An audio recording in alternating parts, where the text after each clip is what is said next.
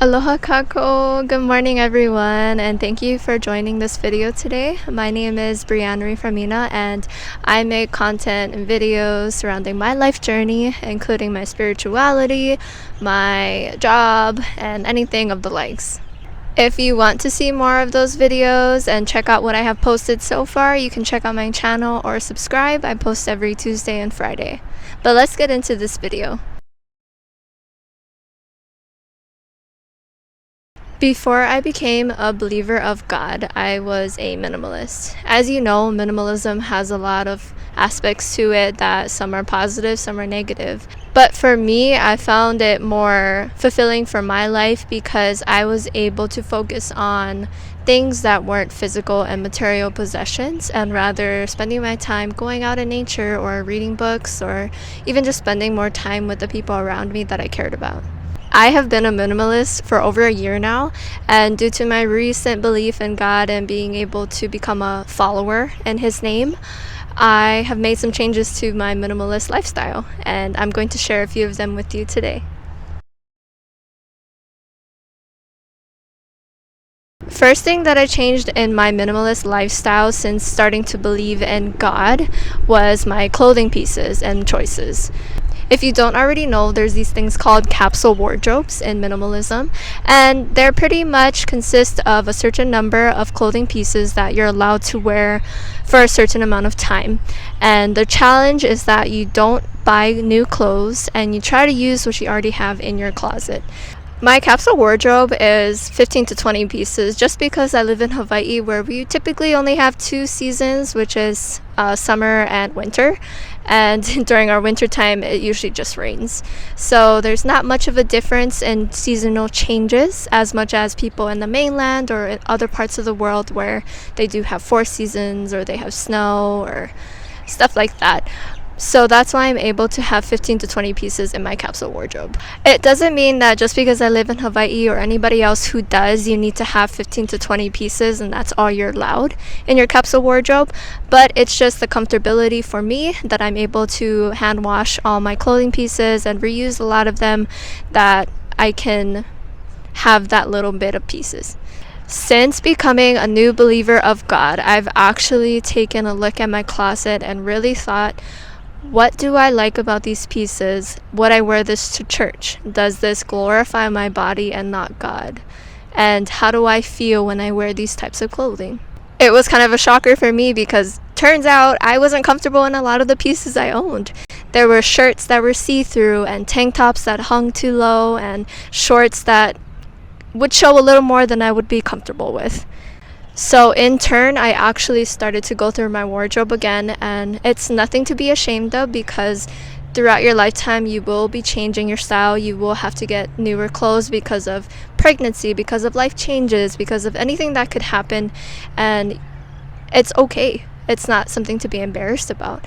And so I did a deep clean of my wardrobe, and I actually found a lot of the pieces that I didn't feel comfortable wearing, and I decided to sell them on Poshmark or even take them to my local consignment store. So after I did sell some of the clothes that I wasn't comfortable with on Poshmark or took to my local consignment store, I did use that money to buy clothing that I was more comfortable in, that respected myself, my partner, and God.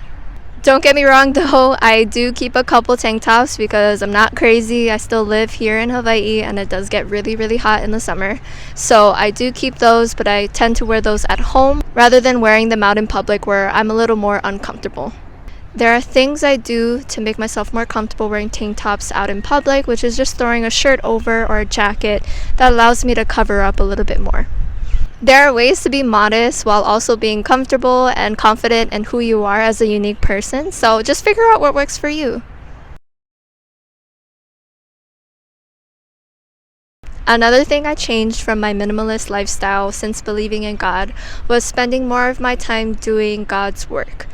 Before, when I was a minimalist, I would spend a lot of my time going out, spending more time with some family and friends. But I found that since believing in God, I've actually spent more time reading His Word. I've spent more time going to services and even joining early morning prayer.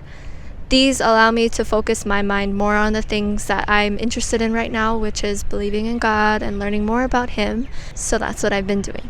This is not to say that I don't engage in other things such as watching TV that some people may find distracting, but if you can find things that are more informational on TV, such as new TV shows that kind of relate to what you're interested in. For me, I've started watching The Chosen on Netflix. It's a great TV show that focuses on the people who chose to follow Jesus and see how Jesus worked through their perspective.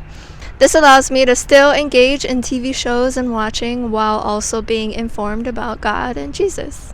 It's really up to you on how you want to spend your time. And for me, being a minimalist, this is how I would choose to spend my time. Minimalism is about making room for the things that matter most to you. And for me, it's God right now. So that's what I make room for in my life.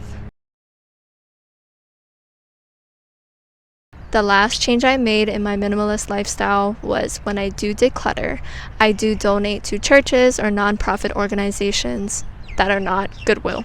Unfortunately, Goodwill is a company that just looks to make money off of people's old possessions, and most of the stuff that they do take does get thrown away.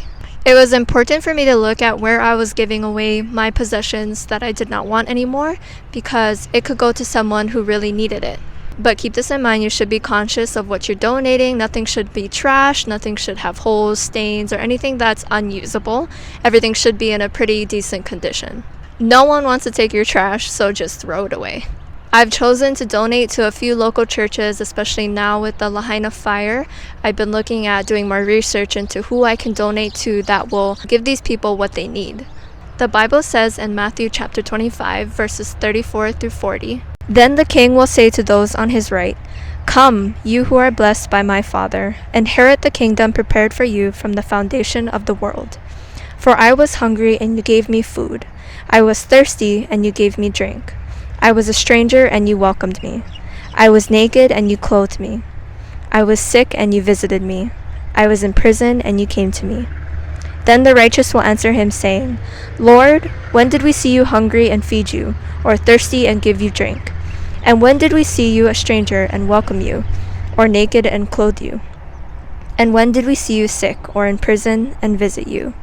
And the king will answer them, 'Truly, I say to you, as you did it to one of the least of these my brothers, you did it to me.'" I hope you enjoyed today's video, and I hope you know that even if you do change your religion or spirituality, you still can be a minimalist and have that lifestyle, but you can change it to be more in tune with your new spirituality. Again, I post every Tuesday and Friday, and I hope to see you guys in the next video. Bye!